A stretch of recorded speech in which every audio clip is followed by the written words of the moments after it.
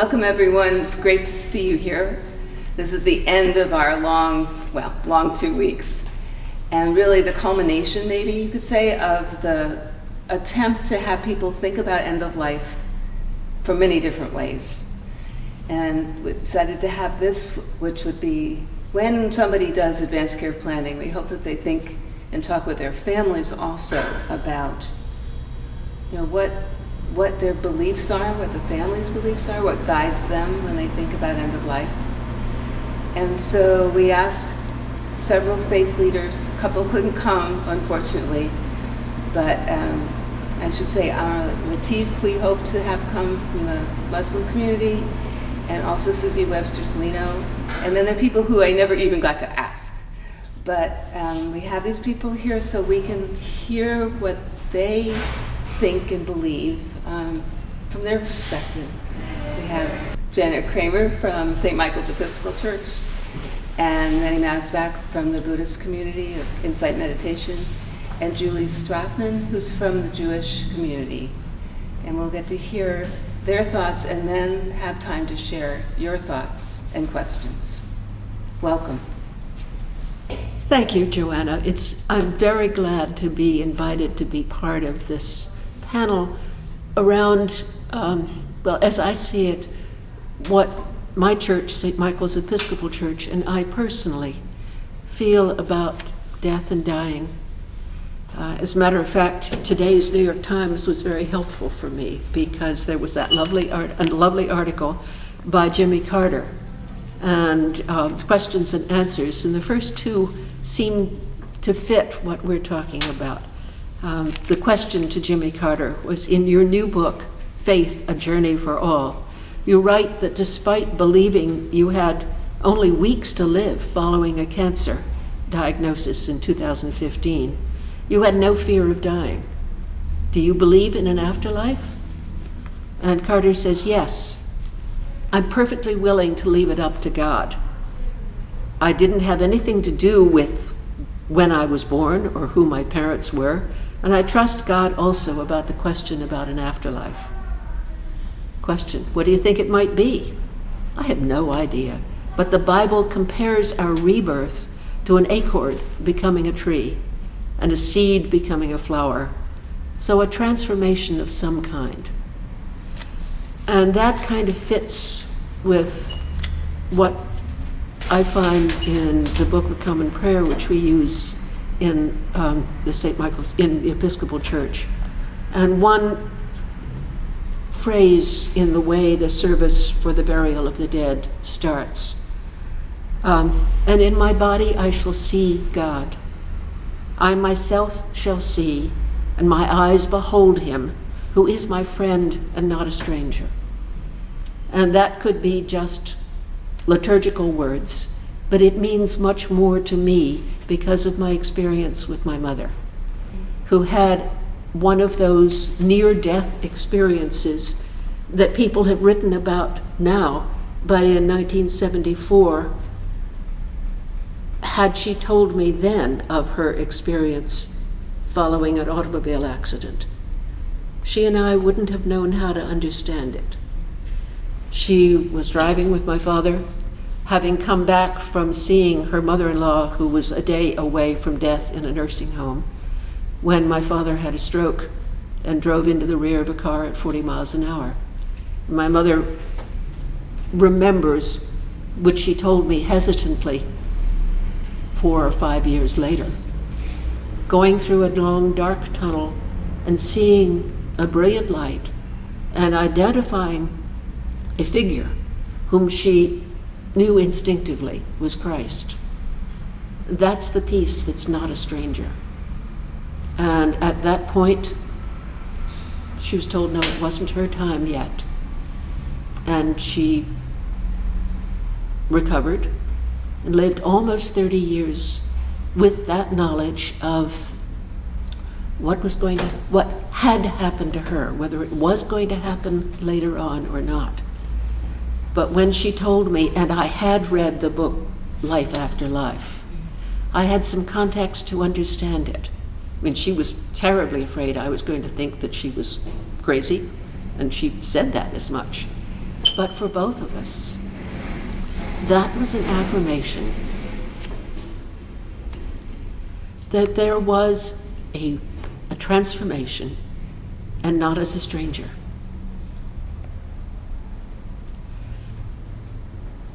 I think that's what gives me, as I work with people who are both going through that transition and who are fearing it, the sense I can only share my experience with them, but it has given me a deep belief that there is not only nothing to fear, but something to anticipate. Staying in this world as long as you possibly can, but leaving it with trust. Thank you. I love the story about your mother. Maybe it's a good segue to the story that the comedian George Carlin told about our willingness to face certain kinds of change, but not other kinds, like some of the more final ones. He said, I was hitchhiking the other day and a hearse pulls up and I say, no thanks, I'm not going that far.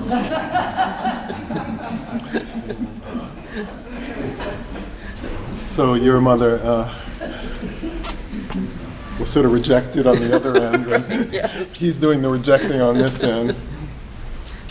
I want to say that I represent, the Insight Buddhist meditation tradition, which is just one of many Buddhist traditions. So there's certainly strands of Buddhist practice that focus a lot more on the transitions and the afterlife and stuff.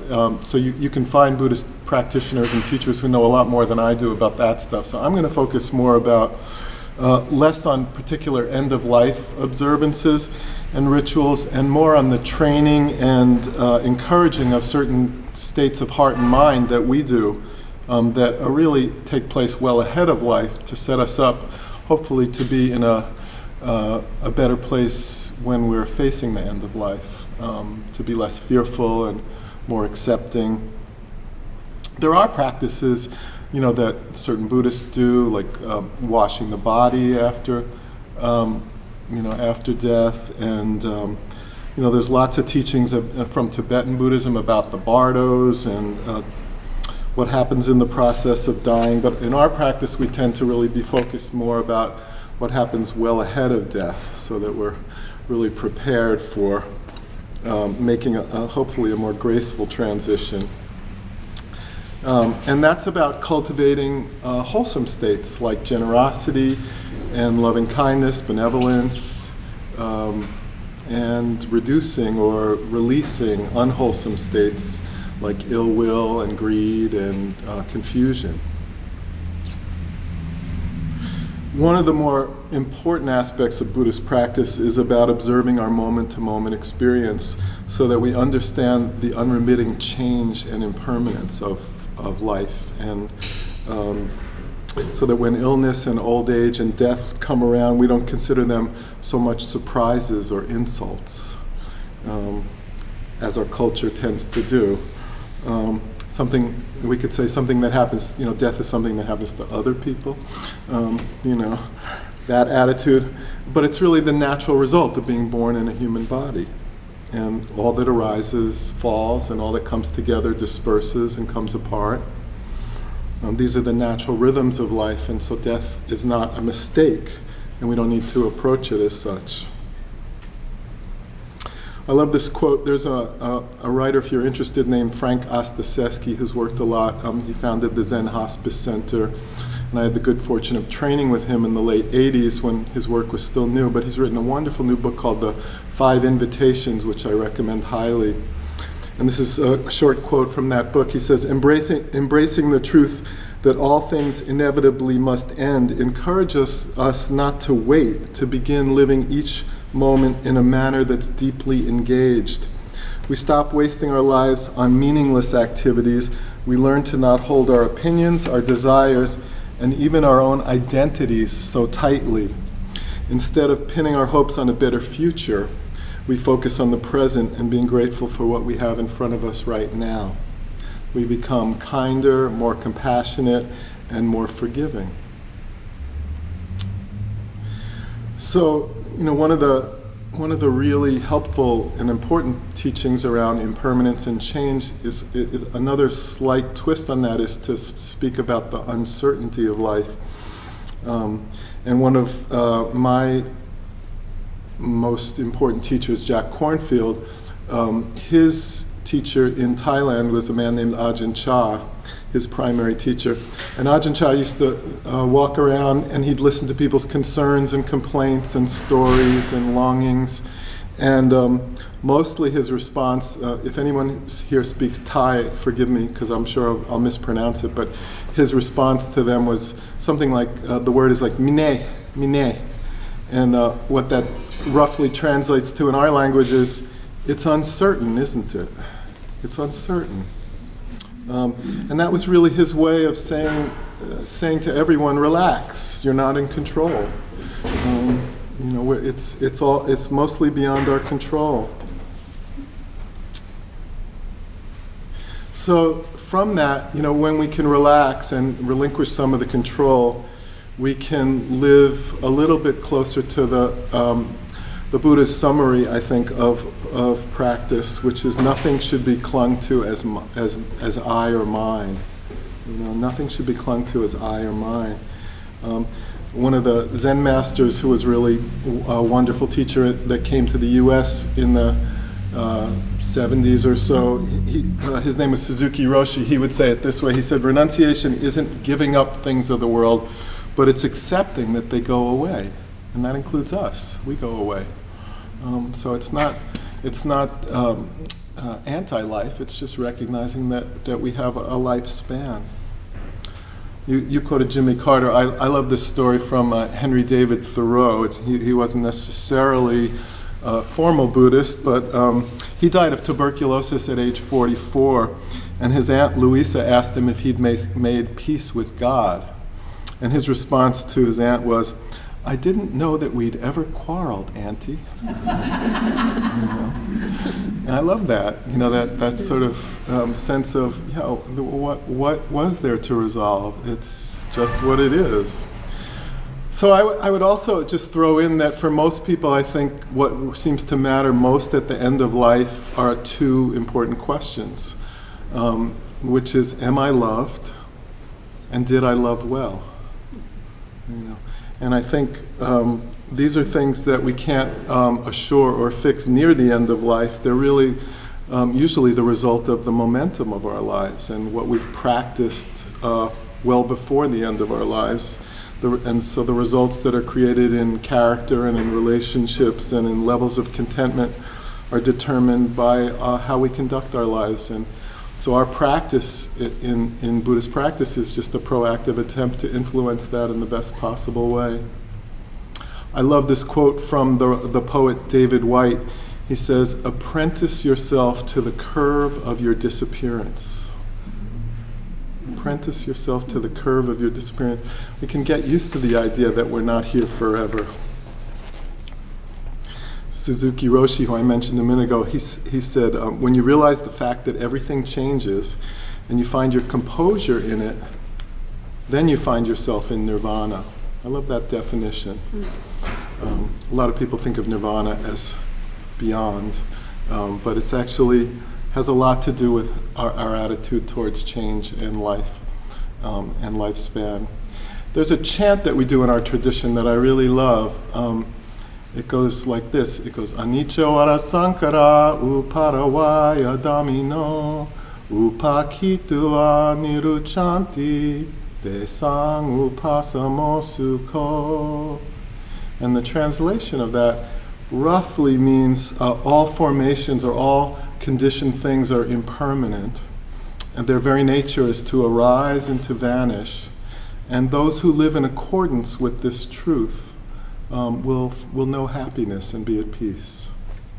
So I think that's how I would approach, and our tradition often approaches these questions of life and death and approaching the end of life. And so I hope that's helpful. Thank you. Thank you. So, my name's Julie Strothman. I'm here to talk about Jewish practices around the end of life, and really around from death through the first year after somebody dies. And I'm not a clergy person.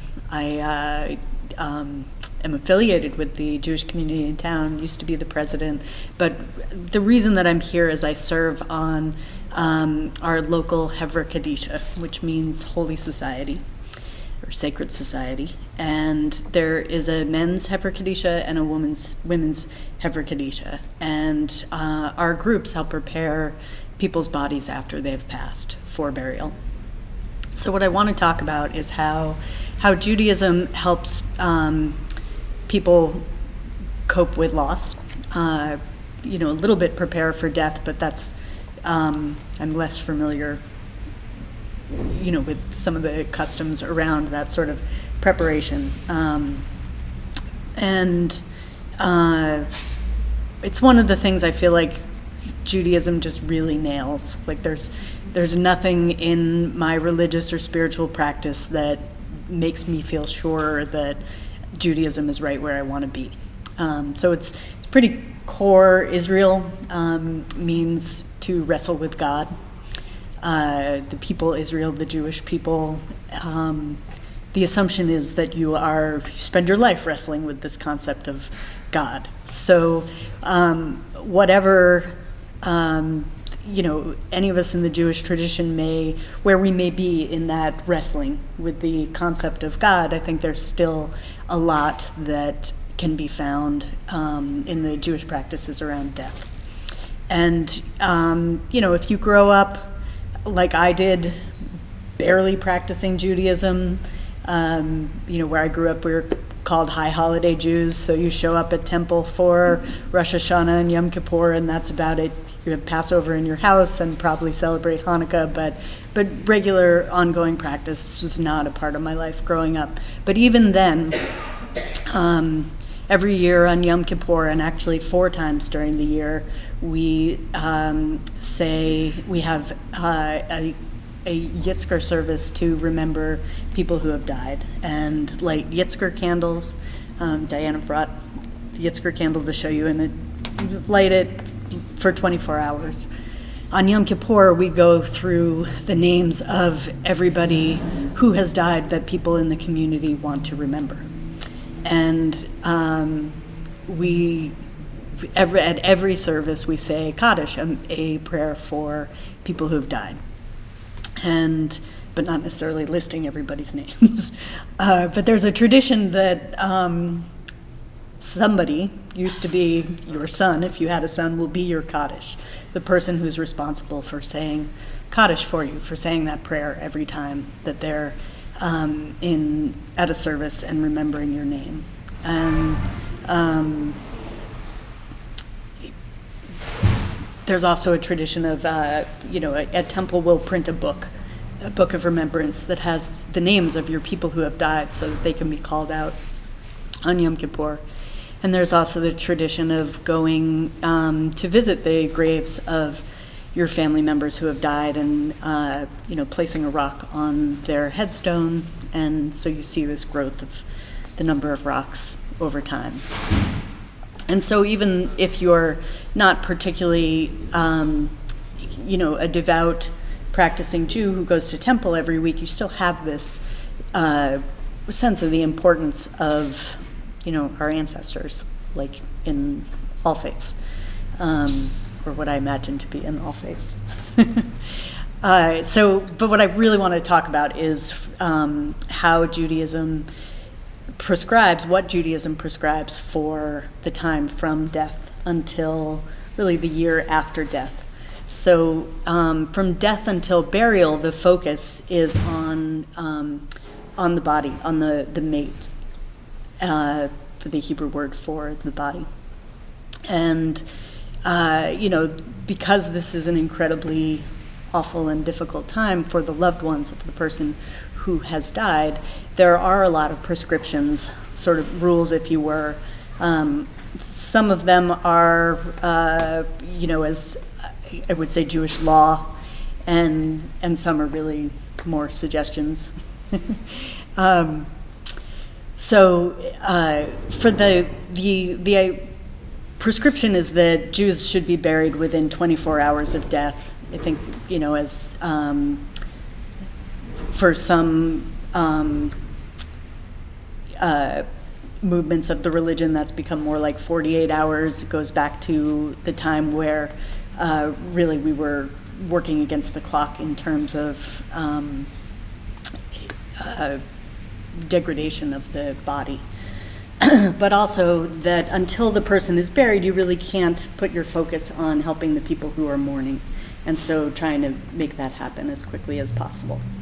And so we have the Hever Kadisha, the group that I mentioned. There's a women's Hever Kadisha and a men's Hever Kadisha. And generally, I mean, here, if you're talking to somebody at the Jewish community, talking to our cantor, she will let you know that you could have the Hever Kadisha come and take care of your loved one's body. So prepare them for burial and put them into a casket. And we work with a couple of funeral homes in town, and they keep our materials there, which I'll talk about. And so if the family is interested, I will call the family, or a representative from the men's Hever will call the family and talk with them about what we do. Sometimes they already know, sometimes they don't, and ask them questions about their loved one, because we want to have a sense of who this person was before we do this ritual preparation. And some Hever Kadisha do a very ritual preparation. So there's basically we do a washing of the body, and for the women's Hever Kadisha here, it very much is ritual in that we are, the person's dignity is sort of paramount. They're always covered with a sheet, and we'll do a ritual passing of water 3 times over the body. Some Hever Kadisha will do a very thorough washing, cleaning under fingernails. And so for us, it is just symbolic. And we'll say psalms. Somebody will be reading psalms the whole time. We've done, the service is called Tahara, this ritual preparation. We've done Tahara for people who were not particularly religious, and we knew they loved Yiddish folk songs, so instead we sang Yiddish folk songs instead of saying psalms while we did the preparations. And so after we have done that ritual bathing, we will dress them in white linen shrouds, and the idea is that everybody comes into the world the same and goes out of the world the same. So Jews are not traditionally buried with wedding rings or really anything else in the casket, and the goal is to return the body to the earth as quickly as possible. So while we don't do the cardboard coffin, not that we wouldn't, but generally choosing a very simple pine casket, no nails, no fancy linings, and so the person's body is clothed in white linen pants, a white linen shirt, a tunic over the shirt and pants, and a head covering. And then they're swaddled in a large rectangular cloth. So really, like, by the time we're done, you come in there and it feels like just so intense. Here you have this person who's lived this life, and then they are just beautifully swaddled, and we put them into the casket and close the casket. And Jews don't do an open casket. That closing is the final closing of the casket. And it's also tradition that people will sit guard over the body. So from ideally from the time of death until burial, somebody will be sitting with the body, even once it's in the casket. And so we have often arranged that for people to come and sit for 3 or 4 hours at a time through the night and until burial. And once after burial is finally the time where the community can really turn their attention to taking care of the people who are mourning. And so we will gather every night for a week, the period of sitting Shiva. And so this is where some of the prescriptions come in around how do you make it through that first year of mourning. And so for the first week, the expectations of you as a mourner are, almost that you are not responsible for anything. So your community is bringing in food, your mirrors are covered, you're not showering, and these are all, I say prescription, but people do this to whatever extent they want to. But really that you're not participating in work or the general errands of life, certainly not in celebrations. And so there's this 1 week period. Then there are the things that are prescribed that you don't do for the first month, and then the first 3 months, and finally the full year. And I don't remember what they all are. But, for the first month, that you're not going to celebrations. This is where I can't remember if that's the first month or the first 3 months. But this sort of easing back into your life, and not an expectation that your life will be normal after a year, but that it takes that time to really come back to being able to live fully. And so after a year, people will gather again for an unveiling at the cemetery of the headstone. So you really don't put the headstone in until that time. And there's a tradition that, while questions of the afterlife are, is debated in Judaism as in many faiths, it is believed that when the Messiah comes, we will meet God again. And so there is a tradition of no cremation, but some people would, certainly prefer to do that. And so at the Jewish cemetery in town, we have a kosher section of the cemetery and an interfaith section. And so if people are cremated or want to be buried with their non-Jewish family members, they are buried in the interfaith section of the cemetery, and then the kosher section is for people whose burial is more closely aligned with the Jewish laws.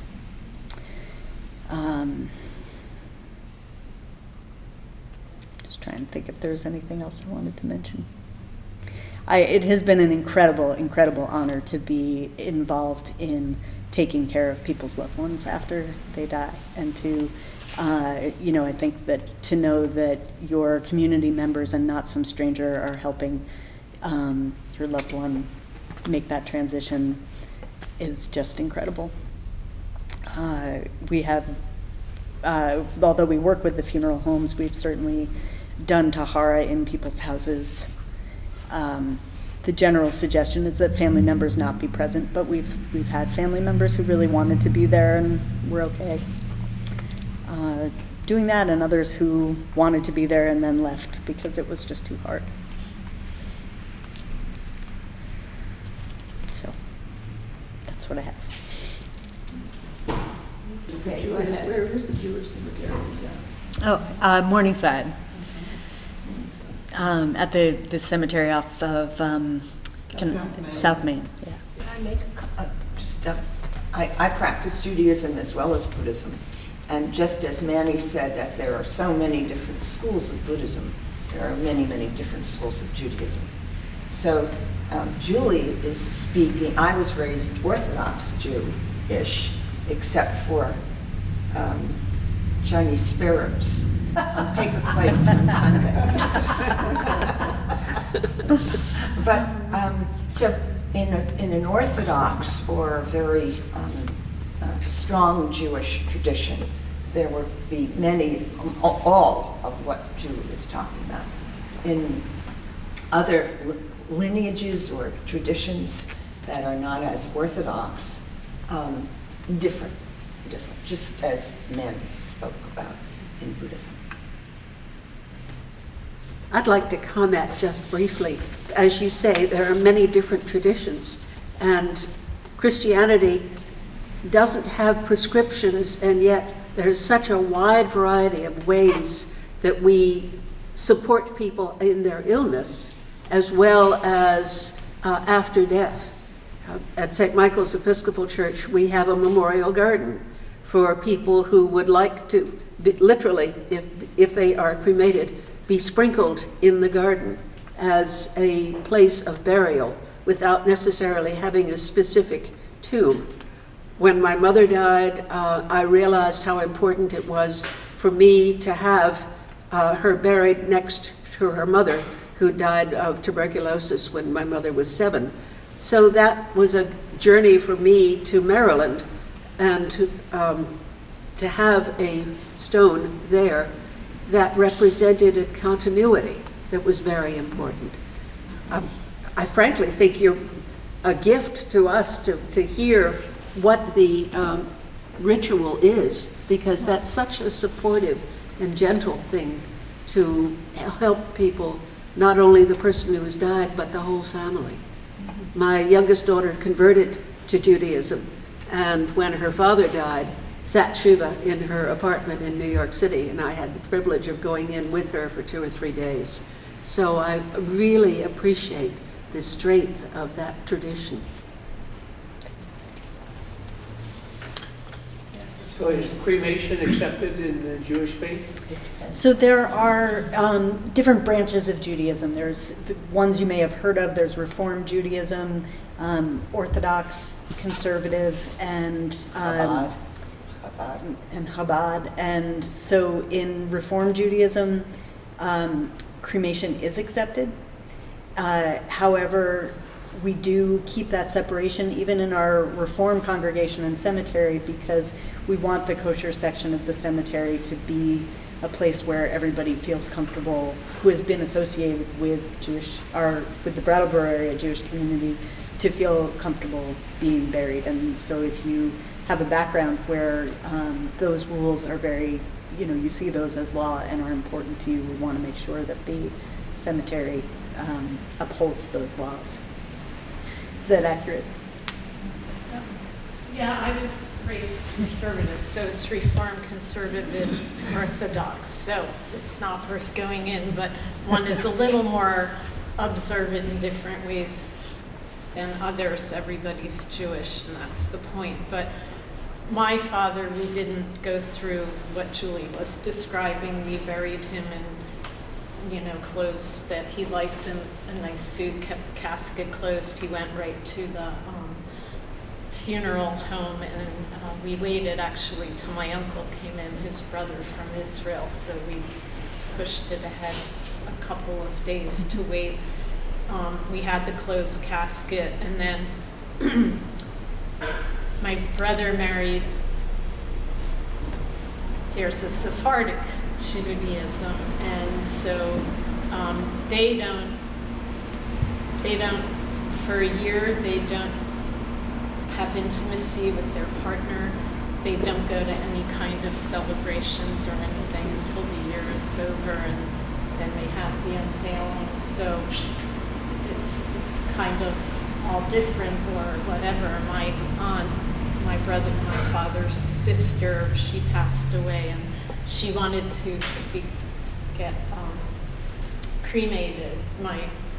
Her 2 brothers weren't happy about it, but they accepted it, and it appears that a little more now Jewish people are getting, at least that I know of, are getting cremated than a long time ago. There's also, as life evolves and traditions evolve, I had a family member die within the last year. And unbeknownst to me, I always thought that you needed to wait a year before an unveiling. But I've learned that it's 3 months. So these family people had the unveiling after 3 months, which was so shocking to me, because I was, a year was so orthodox, not just orthodox, but it was like a commandment. So lots of things are changing. It's changing. I was curious about your Zen Hospice Center. Tell me about that, and where is it? It's not here.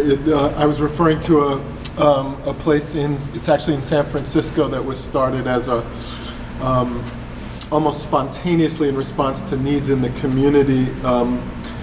There was the match that Frank Ostaseski and his colleagues sort of they perceived that they put together was there was a large community of people who were engaged in meditation, who were involved in really looking and listening to the condition of the human heart, and had a lot of attention to spare.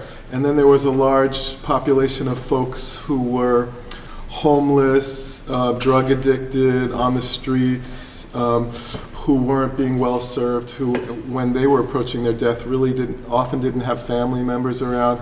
So what they did was they opened up. At first, they just kind of took a few people into spare bedrooms in the actual Zen Center residential community there, and then they opened up a whole separate house, which became a hospice of sorts, a real hospice for people in the community. They didn't have to be Buddhists or Zen practitioners. They were just filling a need to serve the community. But they were the folks who were going through the training and providing the care were most often practitioners of Buddhism, and were really encouraged to look at the practice of being with people, not only as service or altruistic service, but as a way of working on themselves and as a way of learning about impermanence in life and bringing the qualities that Buddhist practice encourages and nourishes to service with other folks. Was there an outreach part of this also, out into the community, into other people's homes and? Yeah, I imagine so. I mean, they eventually opened up a unit in a local general hospital, and we also went out. I went out as a volunteer and did go see people in their homes, of many different communities, not specifically the Buddhist community. Mm-hmm. I was just wondering if, in spite of the many lineages in Buddhism, if you felt you could say something to help us here understand end-of-life rituals or thoughts, specifically Buddhist. Yeah, it's an interesting area because, Buddhism in this country, the widespread practice of Buddhism is really only several decades old. So we don't have as many of the traditions in our country, and I think the transmission from Asian countries to here has mostly been about our practice while we're living, and there's less developed traditions of how we deal with burial and post-death practice and things like that. So it'll be interesting to see how that develops as our communities kind of become more rooted and established. There may be people in the room who know more than I do about this, but for instance, our community here of practitioners, while we have lots of folks who are in their 60s, 70s, 80s, we haven't faced a lot of death in our practice communities yet. I think that's coming quite soon, and we'll be probably figuring out, creating more of the kinds of structures that that Julie was talking about and that the Jewish community has. But to date, I wouldn't say that we have much developed in that regard. It's really, so the focus is really on preparing the mind and heart while we're living to face change and to face eventual death with more grace and more ease, rather than what we do at the time of death or post-death. What is the Asian tradition? I don't know that I could speak to that with a lot of intelligence. There are various intelligence. You mean Tibetan? Yeah. I don't think I could say a lot about Tibetan tradition. There are certainly books about it that are accessible to us, but. May I say one Yeah, thing? you can say. Sure. There's a 49-day period after death if someone's practicing in the Tibetan tradition. It's called Bardo, and that's time when, I'm not sure if I'm going to say it right, Manny, help it, please. It's the passage from one life into the next, and it's 49 days. And a person has died, but it's kind of a sacred time of that person's soul leaving or life leaving and moving on. That's the most visible thing that I can say about the Tibetan tradition. Thanks. So I'm realizing, listening to the Buddhist tradition, it will help me right now. I'm sort of letting go and knowing that I'm not going to do this perfectly. I wasn't sure how many people would come. I'm really glad to see all of you here. And I'd love to, if you're willing, to move our chairs into more, so we're not so much like audience and presenters, but to move, take a moment, just move more in a circle and be able to talk a little bit about things that have been, that we've seen that have worked well for us. I mean, I know there are things that Hospice does, and I'm sure there are others. And maybe any questions that we might want to put for the community. I mean, not that we'll have answers here, but when you were talking about, so what will it be like?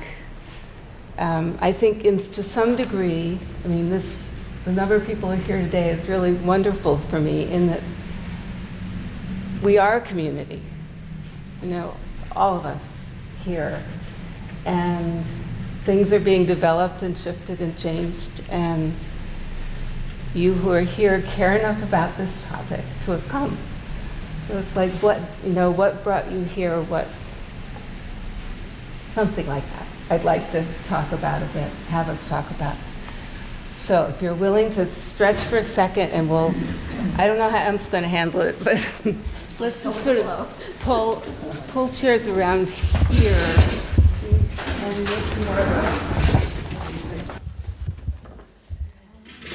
So I do have a thought, or how to do this, which is if maybe you could say one thing that brought you here. Like you came, besides the poor people who I insisted to think.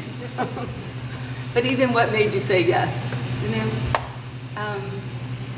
Okay, I just saw this in the paper this morning, and I felt drawn to come because, two things really. One, I'm a hospice volunteer, so I do deal with people from time to time. In that regard, people who are coming to the end of life. But when I saw that it was a panel of different people from different faith traditions, what brought me to come is that what I find challenging in our culture is that, clearly you guys all have a tradition, and I have actually a foot in each one of those. I'm a member of the same church as Janet, and I've done my share of Buddhist practice, and I'm married into a Jewish family, so I straddle all of them. But I find... Good to have all your bases covered. I got my bases covered, right? There's a few, the two people who didn't show up, I'm missing those two, I guess, in my own practice, but what was there? Yeah, I'm curious, what were those traditions? Amir Latif, Oh, sure, yeah. who's Muslim, Right. and actually the other was Susie Webster Torino, who also, I thought she sort of later on the Christian tradition, and she also is a chaplain for Hospice. Right.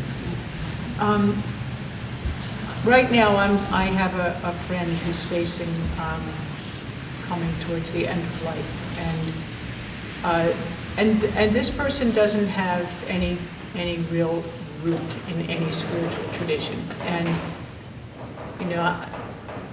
the place that I sometimes feel like I struggle is in supporting people who are facing end-of-life issues and how to be the best help for them, because our sort of contemporary American culture, we don't really have that basis. Like Manny, you were saying, within the Buddhist tradition, it's only been a few decades here, so the sort of the deeper part of how it plays out in all aspects of life, there isn't a lot of tradition yet in this country for that within Buddhism.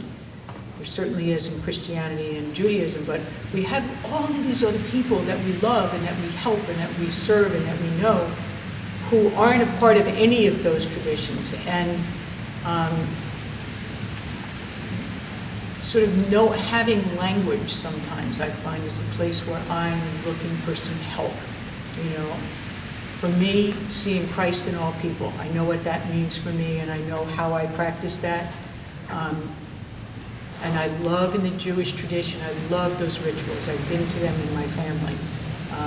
I feel like you can talk to more people in our culture about Buddhist practice because it doesn't have all those like, my childhood, you know, my family, you know, all of that stuff that can be a struggle for people. You know, with Buddhism, people go like, oh yeah, I like to meditate, you know.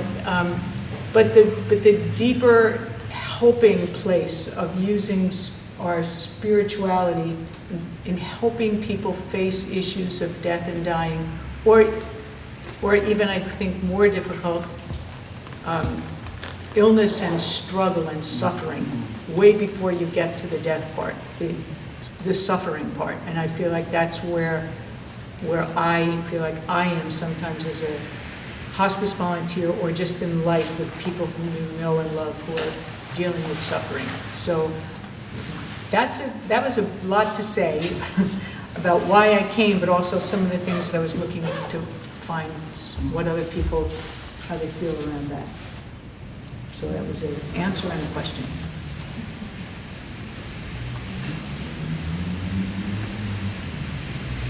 It's interesting, I'll just say that I know when my mother died, which was the first big death in my life, I knew very little, but I connected to knowing the thing about a number of different traditions, but where 1 year, you don't have to do any social. I wanted to do nothing social. You know, I didn't want to, and I really felt as though I wanted to wear black, you know, which is in some traditions, not just a ribbon, but I just wanted people to know, don't think I'm going to be chatty.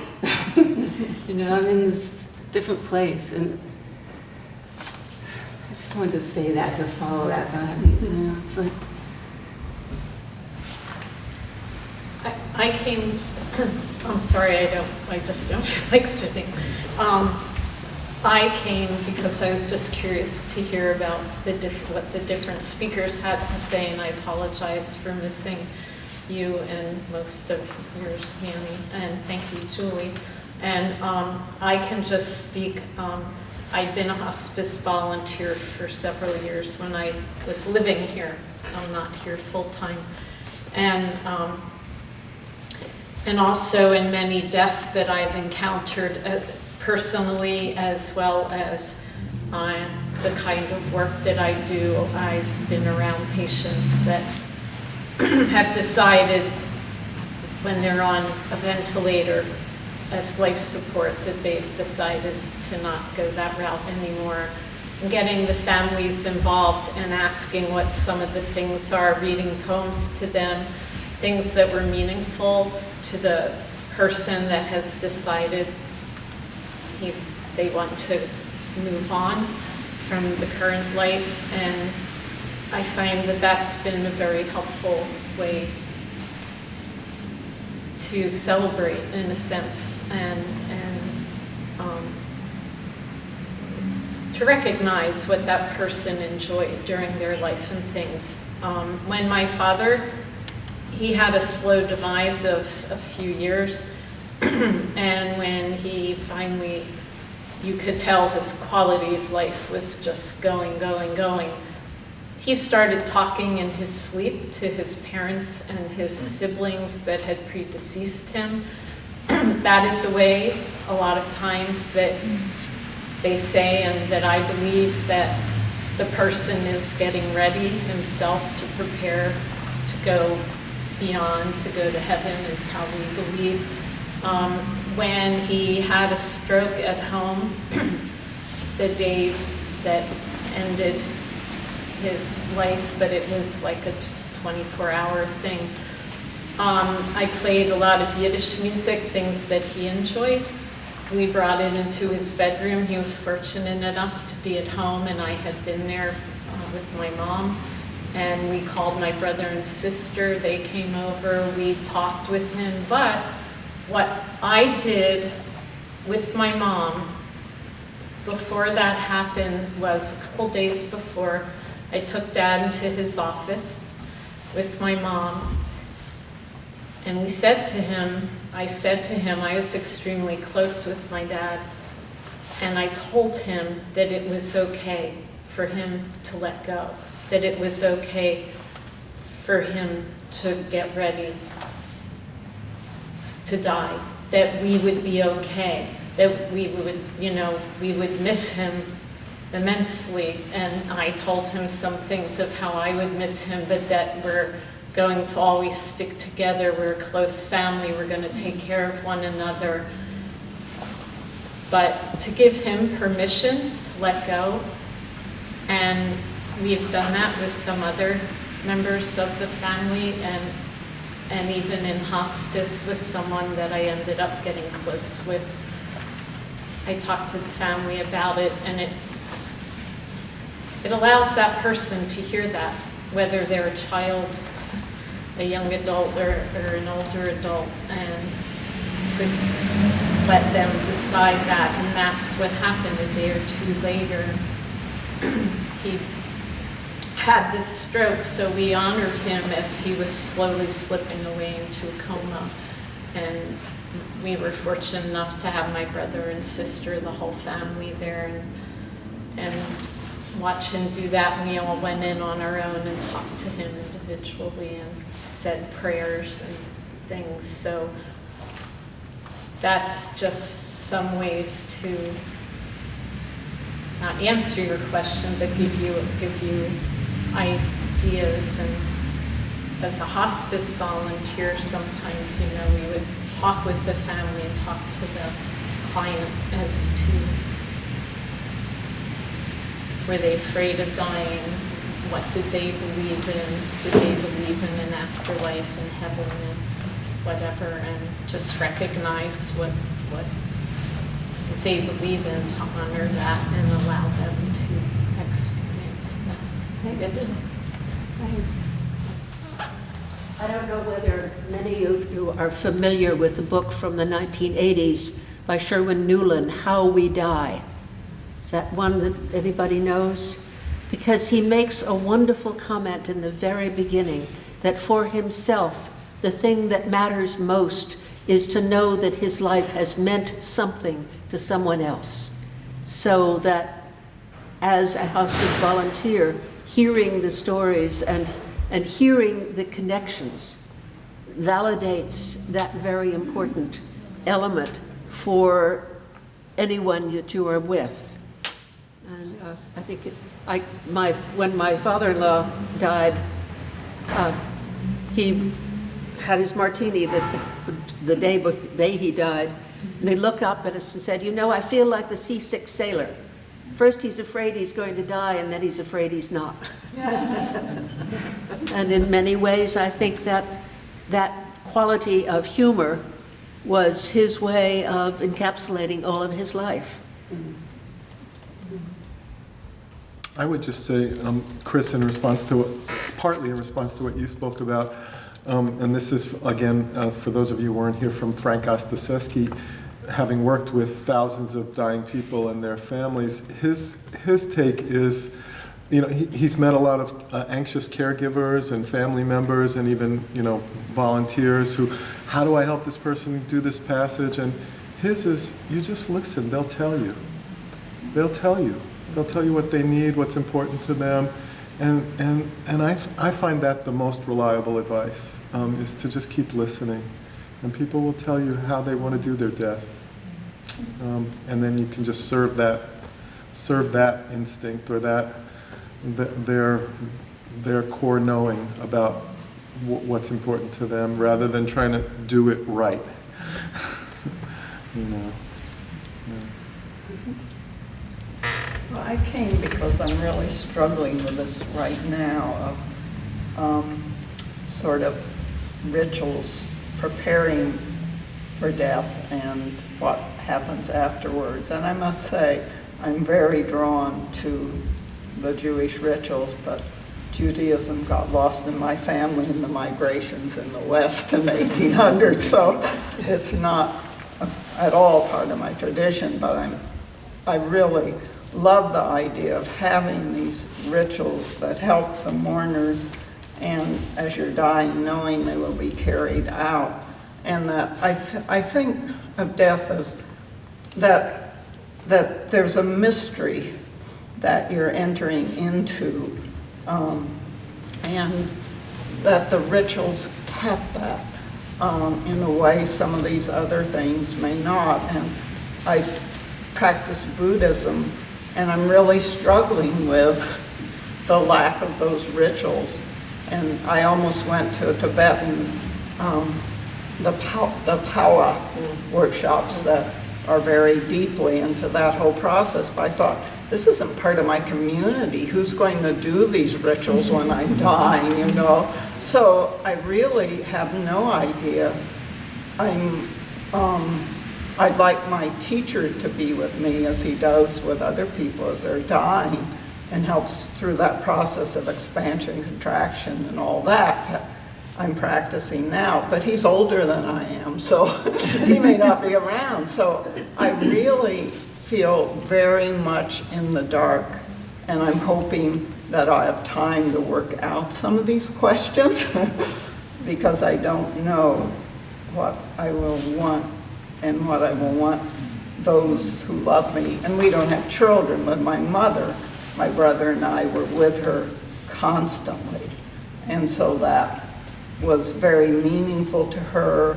And she did, even though she wasn't religious, ask for the last rites.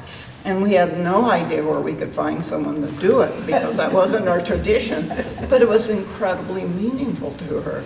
She had been very anxious, and suddenly her face became totally peaceful. And she started talking to people in her family who had died. And from then on, she had no anxiety and she died peacefully. So, but we don't have those, the children who are going to be with us 24 hours a day for weeks on end. So I since we've been part of this at the Berry Center for Buddhist Studies for 3 years, working with Musang on aging, illness, and death, and really looking at this. Anyway, it's been very helpful. Lots of questions still.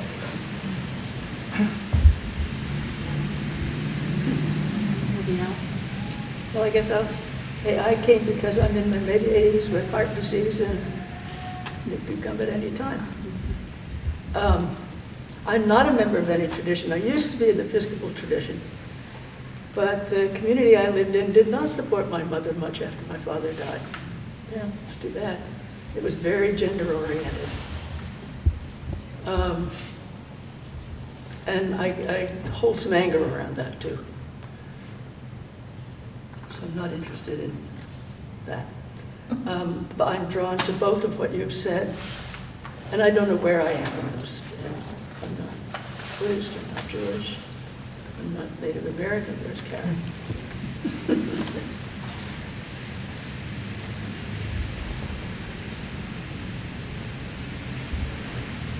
I'm here because in a way I'm still mourning the death of my mother in 2013. And then within 2 years, there were 3 deaths of people I was very close to occurred within 2 months. So I went to 3 funerals in 2 months. That was an extraordinary thing. And but more recently, 2 people that I knew much younger than I am died, one of suicide and one of a possible drug overdose, accidental drug overdose. So that was very recently, this month. So I'm, besides thinking of my own death and what that might look like, you know, I had this happened so suddenly that nobody who knew these 2 young men knew they were going to die. It was very sudden, so that affects people differently, you know. Anyway, so I thinking about it, and there's lots of things going on in Brattleboro right now. around this. So I'm just coming to really to kind of connect with people who are experiencing or thinking about these things. You know, I think some of I'm Elizabeth Pittman, and I was the bereavement care coordinator at Hospice for a number of years, and now it's been a number of years since I've been there. But I think that a lot of things that Hospice offers has to do with a vacuum calling into being some of the things that now are available. And so I think this week on Tuesday from 4 to 6 at the Hospice office, you can create a memorial flag that then will be hung in the memorial garden. And there's and you know, what you bring up for me is, it's one thing to talk about our near and dear family members and what we might want to do with them. And then there's another remove if it's somebody you've been invited into their lives. And then there's another remove if it's, I don't know, somebody that you work with or that you've known in the community some kind of way, and it really touches your heart, especially when it's an unexpected loss. And yet, you're not the expected mourner, as it were. And so, but what do you do? Where do you put that? And how do you hold it, and how do you honor those lives? And so the Hospice has a memorial garden that's in Living Memorial Park. And there's a memorial service that happens every year. And anybody can come, and flowers are planted, and the memorial flags get hung. And there's something really sweet about that. And it's quite a random motley crew that shows up to be part of that. But it touches into the cycle of life, and it provides a little ritual, a little place to have that sadness and mystery held and appreciated and seen. So there are some things like that, carrying feelings about how things went. There are support groups available. The book that Janet mentioned is in the library, the Sherwin Newland book, and I would think that that book is there by now too. I donated that one. There you go. This one, no, this one. This one. Oh, this is a fabulous book, which we've had earlier copies of in the library, which, Jewish or not, she did a terrific job of giving you her words are so good, she explains things so well, and little fill-in-the-blank things or sentence completion things in one of the chapters. I used to use a lot in groups. It is a fabulous book. So certainly make use of the hospice. And it is this tricky thing of how life has changed. I mean, you're mentioning, Charlene, that you don't have children well, I've got children, but they live in Georgia and Nevada. So the likelihood that they will be by my side is, I will feel their presence. And for that matter, when my father died, I was in California and he was in Georgia. And it was one of the things I really felt like I had to make my peace with before I left Georgia, was he had been sick off and on. He could die before I moved back to the South. And there were some years in there, and there was some back and forth. But, and as it turned out, I felt incredibly connected to him when he died because of some things that happened that weekend. So I don't know that you have to have people physically present to have that connection. Anyway, I go on. Shut me up. I just want to take a second to say that,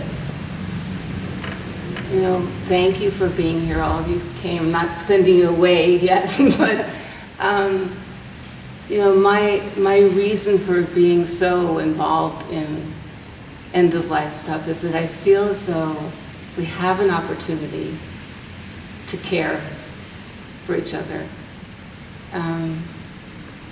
And if it's not talked about ahead of time, if there isn't discussion, if we act as though we can just, chunk along and at some point, who knows what, but nothing will happen, there's that sort of sense of, well, I'm not saying you're doing that, but just, a lot of people will walk down the street and there's nothing about I'm going to die.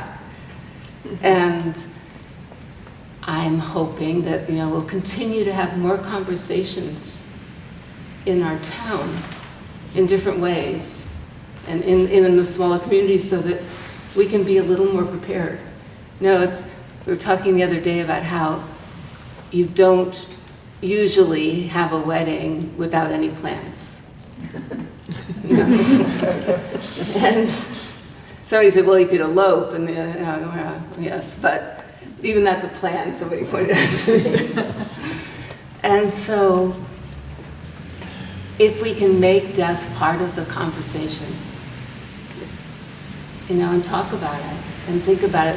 There is a group working together, and a website to look at is the National Home Funeral Association, which I don't have on any list right now, but there are groups made in communities where, in addition to hospice, there are actually people who call Caring for Your Own, and that they help families have that ritual at the end.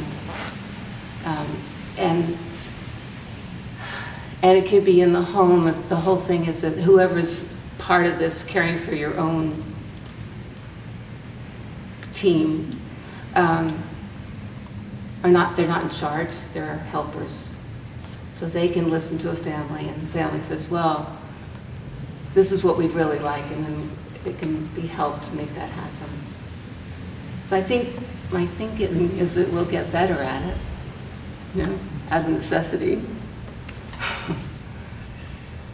I realize one of my, let's say, long-term goals is also a book title, I guess, called Dying Well. I think that's Ira Byock's book. And I realized that just while you answer that question, why did I come? And it's almost like, well, how could I not come? Because so many aspects of my life have been connected where they're focused on death and dying. Being in the healthcare field, I certainly been close to it that way. From my experience in the healthcare field, it's been a bit close to it from that perspective for sure.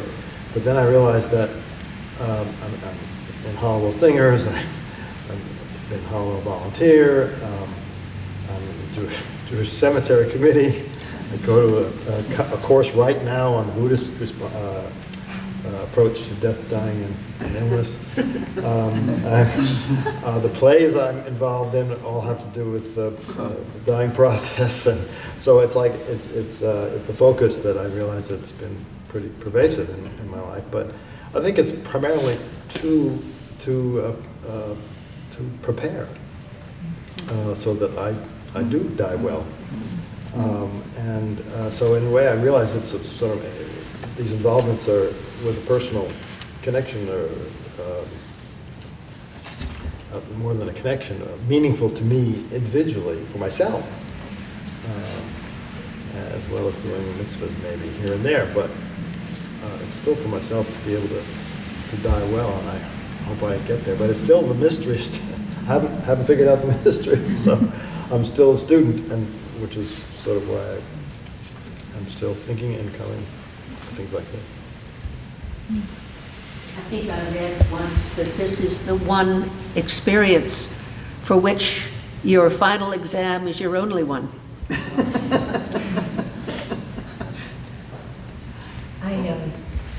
I love what hospice does and how much you've helped me collectively, hospice and Joanna, in the last at least the last year, if not more, but the last year I've had 7 deaths in 9 months of family and dear friends. So my heart's pretty vulnerable, very vulnerable. What I've realized in this a combination of the Judaism and my study of Vipassana meditation, Buddhism, and other Buddhism, is that in particular the Judaism in my formative years, and even up until the time my mother died, you couldn't talk about death. If I said anything near that, it was like, you want me to die? You make me die? Or the fact that someone died, they were gone, move on, move on. And I've come to realize through the help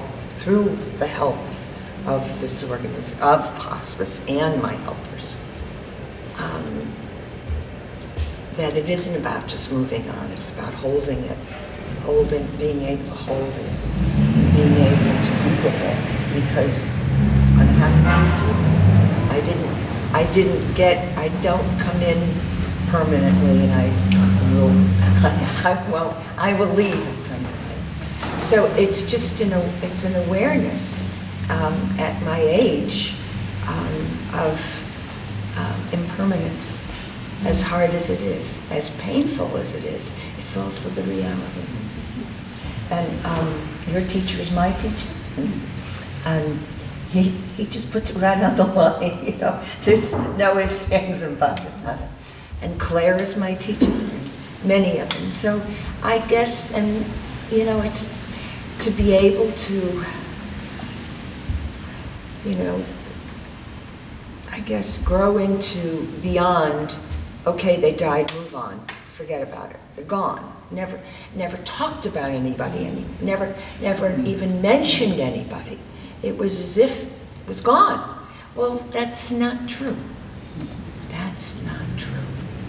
And I think that that's, in the last 9 months, the last year, all of the other stuff meant something, but this really, really means real teachings.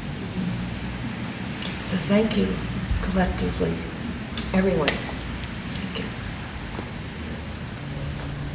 I've really appreciated hearing people's reflections, and it's helped me to sort of focus on why I'm here. And I think part of why I didn't say anything right away was because I've been through an incredibly busy week, the last week of teaching and a big conference I was presenting at. And that's part of the problem for me, is that I'm still immersed in a really busy life. And I realize that even though I know in my head these are questions that I need to be looking at and thinking about and talking about, I haven't made space for them in my day-to-day living. And so I think that's part of what brings me here, is because I am one of those people that, you know, maybe would be walking by on the street, but I know that, no, wait a minute, and I know I came to the panel at the library that you organized a week and a half ago, and that really got me thinking about the more procedural questions of advanced care planning, but I'm really yearning for the deeper spiritual questions.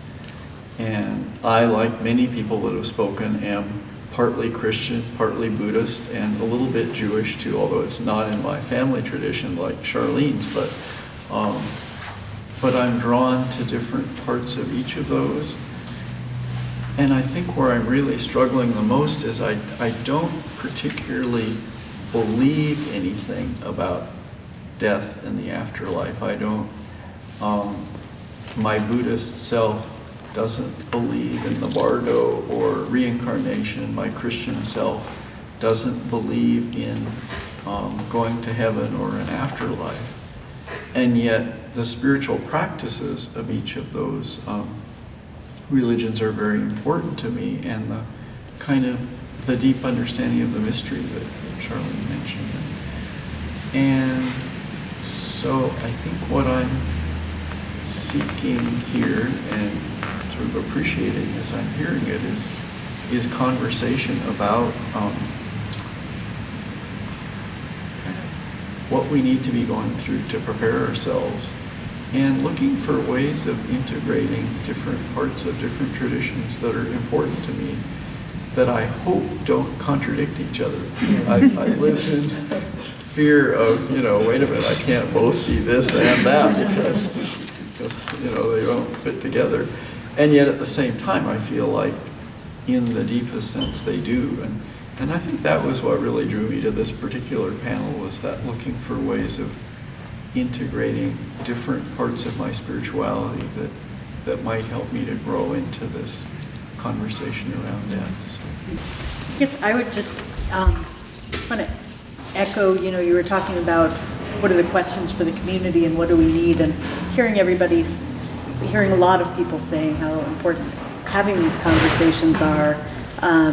Recently, the Heber Kadisha was called to for a Tahara service to prepare somebody's body, and it turned out they had been taken to a different city, different state, where they were going to be buried. And so 6 of us were just gathered around outside, standing outside the door of the funeral home, and got into a conversation about what we would each want with our death. And we stood there for about an hour and a half. And I've also led sessions within the Jewish community about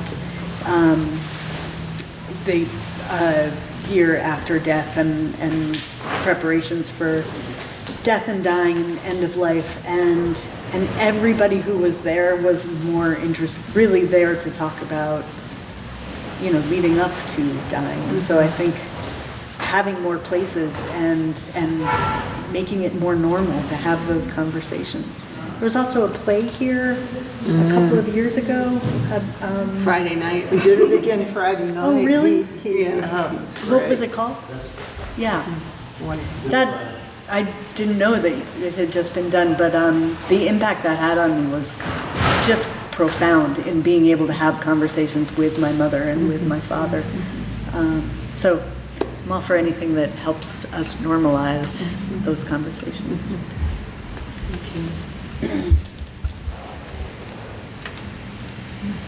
I want to thank Hospice. I want Susan Ferris is our director, for giving this advanced care planning concept a home,